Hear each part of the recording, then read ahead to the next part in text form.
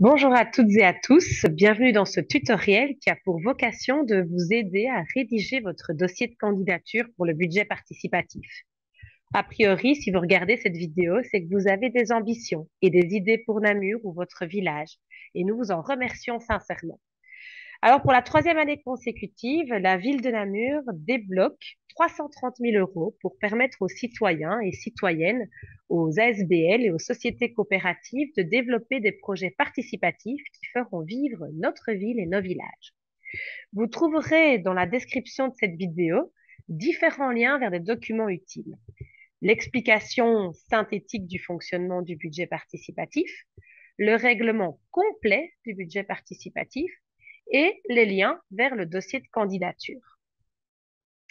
Je vous propose de me suivre pour débuter dès maintenant les explications sur les modalités pratiques qu'implique un dossier de candidature. De manière générale, lors de l'élaboration de votre dossier de candidature, posez-vous les bonnes questions pour vous donner toutes les chances à vous et à votre projet d'être sélectionné pour la phase décisive du vote. Parmi ces questions, demandez-vous, disposez-vous de toutes les autorisations nécessaires? Par exemple, si votre projet s'implante sur un terrain, avez-vous l'accord du propriétaire, qu'il soit privé ou public? Avez-vous pris en compte les aspects de sécurité? Pensez notamment à la question des assurances, des responsabilités, qui est engagé, comment, qui est responsable, dans quel cadre. Posez-vous également la question de l'entretien. Il sera à votre charge dans la plupart des cas et ne doit donc pas être négligé lors de l'élaboration de votre projet. Comment allez-vous, avec votre collectif, faire vivre votre projet, le rendre pérenne et l'entretenir dans le temps? Qu'en est-il de l'accessibilité? Votre projet doit être ouvert et accessible à un large public. Pas question donc de proposer un projet sur un terrain privé destiné à un public spécifique et limité. Enfin, n'oubliez pas que votre projet et votre dynamique doivent être participatifs. Mettez en place cette dimension participative dès les prémices de votre projet, en élaborant des partenariats, en sollicitant l'adhésion des riverains et riveraines, ainsi que des publics que vous visez. Venons-en maintenant à votre dossier de candidature. La première information à savoir est la suivante.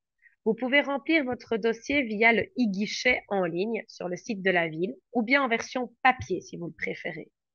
Peu importe votre choix, le dossier est à remettre pour la même date, à savoir le 6 décembre à 23h59 ou plus tard. Vous trouverez dans la description de la vidéo ci-dessous le lien vers le formulaire du e-guichet et vers le formulaire téléchargeable et imprimable pour ceux qui préfèrent remplir une version papier. Pour les utilisateurs du guichet, on va regarder ensemble sur le web comment ça fonctionne. Comme vous le constaterez, la première étape, quand j'arrive sur le e-guichet, consiste à indiquer si vous êtes une association de fait, donc à savoir un collectif de citoyens d'au moins 3 personnes, ou si vous représentez une ASBL ou une société coopérative. Le formulaire différera un petit peu en fonction de votre profil, mais dès l'étape 5, le formulaire redevient identique en ce qui concerne le projet. Il est très important de noter quelque part, de prendre bien note de ce code de suivi que j'encadre ici à l'écran. Ce code de suivi en lettres majuscules vous permet de revenir sur votre dossier de candidature jusqu'au 6 décembre et de le corriger, de l'améliorer, de le compléter. Vous pouvez donc le réaliser en plusieurs étapes et pas en une seule fois. Par contre, attention, si vous arrivez à l'étape 10 de validation et que vous validez votre dossier, il est envoyé et vous ne savez plus faire marche arrière. Donc, ne le validez pas tant qu'il n'est pas terminé avant le 6 décembre. Mais revenez-y grâce à votre code d'accès. Vous devez donc choisir. Je vais vous montrer si vous êtes une association de fait. Vous allez sur suivant et vous devez compléter vos coordonnées. Nous précisons que la personne indiquée à cette étape sera celle qui centralisera les informations reçues de la ville et ou des facilitateurs et qui sera donc garante de les transmettre aux autres membres de son collectif. C'est la personne que vous indiquerez ici avec ses coordonnées. À la page suivante, vous devrez déclarer toutes les personnes de votre association de fait, lui choisir un nom et indiquer tous les membres qui la composent. Certains ne sont pas obligés de vivre sur le territoire, je me rappelle, le minimum 3 doivent être namurois. Vous devrez rajouter un fichier ici que vous devez télécharger. Il s'agit de l'ensemble des signatures des personnes reprises dans votre association de fête. Vous les faites signer avec leur nom, prénom, vous faites une photo ou un scan que vous déposez ici dans le dossier. Si vous ne cliquez pas sur cette petite case, vous ne savez pas poursuivre le dossier de candidature. Je vais retourner en arrière pour montrer comment faire si je suis une ASBL. Voilà, si je clique sur ASBL plutôt qu'association de fête pour commencer mon dossier, vous verrez que c'est pareil. Vous devez compléter vos coordonnées. Voilà. Il y a des dominations officielles de l'ASBL, le statut juridique, la personne de contact responsable du projet, qui ne doit pas spécialement être le directeur. On vous demande ensuite le nom du responsable de l'ASBL, mais ça peut être un autre membre de l'ASBL qui porte le projet et qui est donc la personne de contact. L'adresse sociale, l'adresse du siège social, et vous devez déposer le fichier des statuts approuvés de votre ASBL. Vous devez également donner plusieurs informations comme le nombre de personnes engagées à temps plein et rémunérées, le nombre de volontaires, votre budget total, ainsi que vos derniers comptes approuvés. Et puis ici, vous devez indiquer, comme je vous le disais juste avant, le nom du directeur ou de la directrice de votre SBL, ainsi que le numéro d'entreprise. L'étape suivante, l'étape 4, concerne les informations financières. On va regarder comment elles se présentent pour l'ASBL. Vous devez indiquer vos coordonnées bancaires, le titulaire du compte et votre IBAN. Pour l'association de fête, les demandes sont identiques. Par contre, pas de panique. Si vous n'avez pas encore de compte en banque au nom de votre association de fête au dépôt de votre candidature, ce n'est pas grave. Néanmoins, il sera requis d'en avoir un si votre projet est par la suite lauréat. À partir de l'étape 5, c'est identique que vous soyez ASBL ou association de fête. Et nous entrons ici dans les étapes qui nécessitent le plus de réflexion et de préparation. C'est en effet ici que vous devez nous transmettre l'ADN de votre projet. Nous insistons par exemple sur le nom que vous allez donner, ainsi que sur la qualité de l'image que vous allez nous transmettre. Ici, on vous demande de choisir un nom pour votre projet et de nous donner une ou deux images. Ces informations, de même que le résumé que vous livrerez, seront utilisées sur tous les supports de communication à propos de votre projet. Pensez donc à long terme, car ceci va suivre votre projet jusqu'en juin à la clôture du processus. Ici, hop. Vous pouvez mettre également une page Facebook, ce n'est pas grave si vous n'en avez pas. Et on vous demande de localiser votre projet, de mettre son adresse et de le localiser sur une carte. Certains projets, par contre, ne peuvent pas être localisés car ils ont vocation à être mobiles ou itinérants. Dans ce cas, cette rubrique ne doit pas être complétée. Par contre, si votre projet se situe sur un terrain, il est là impératif, dès la remise du dossier de candidature, d'obtenir les autorisations du propriétaire des lieux, qu'ils soient publics ou privés. Si vous posez des questions sur l'identité du propriétaire, ses coordonnées, s'il est public ou privé, nous vous invitons à vous renseigner auprès du service du cadastre qui dépend du SPF Finance. La 6e étape consiste à donner des précisions sur votre projet. N'oubliez pas, une fois encore, de penser votre projet de manière participative dès ses prémices. Décrivez bien les différentes étapes dans le cadre qui y fait mention.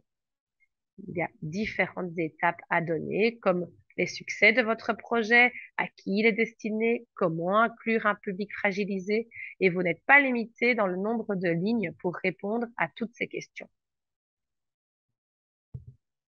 Je passe à l'étape suivante, qui compile ici les besoins financiers de votre projet. Cette étape requiert une grande précision.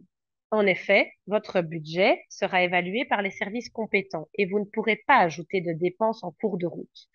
Pensez donc dès le début à toutes les dépenses que votre projet pourrait générer et veillez à les chiffrer de manière très précise. Vous devez remplir ici un fichier Excel à redéposer sur le e-guichet. Nous vous demandons de le remplir avec le plus d'exactitude possible. Référez-vous bien au règlement pour vous assurer que les dépenses que vous demandez sont bien conformes à ce dernier. Par exemple, sont interdites les dépenses qui concernent les rémunérations, le catering ou les frais kilométriques. Distinguez bien les dépenses ordinaires qui sont des frais de fonctionnement, du one-shot, des dépenses extraordinaires qui sont des frais d'investissement, des dépenses d'investissement. Vous devez ici joindre l'ensemble des dépenses avec des devis, propositions de prix. Ça peut être des photos de catalogue, des captures d'écran, ça peut être déjà des devis de société, mais il faut de manière le plus précis possible préciser justement vos dépenses. Alors, un petit exemple fictif, ça parle souvent plus qu'un grand discours. J'ai fait le petit exercice si je présentais avec mon collectif un quiz tax, par exemple, le projet d'un quiz tax électrique qui servirait pour le ramassage scolaire des enfants d'un petit village. J'ai délimité les dépenses en les différenciant entre dépenses extraordinaires, investissements, et ordinaires, frais de fonctionnement. Vous voyez que j'ai chiffré, hein, je devrais aussi donner des devis, mais 11 000 euros pour le quiz tax électrique multiplace, 1 000 euros pour des casques, 100 euros pour des lampes, 100 euros pour une sonnette et 100 euros pour des gilets fluo. En ce qui concerne les dépenses ordinaires, j'ai droit de demander 5% du montant total de mon projet. J'ai donc 350 euros pour une formation pour apprendre à bien rouler sur la route avec une ASBL compétente en matière de mobilité. J'ai des dépenses liées à l'assurance de mon vélo. J'ai des dépenses liées à l'impression de flyers pour mettre dans les toutes boîtes du village et faire connaître mon projet et le faire vivre. Et je souhaiterais, avec mon collectif, louer un château gonflable pour le jour de notre inauguration.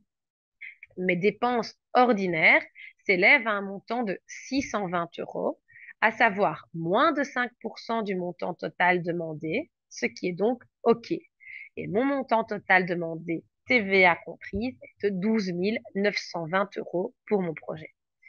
Attention, je le rappelle, pour chaque dépense, il faut fournir les devis ou les extraits de catalogue avec les prix.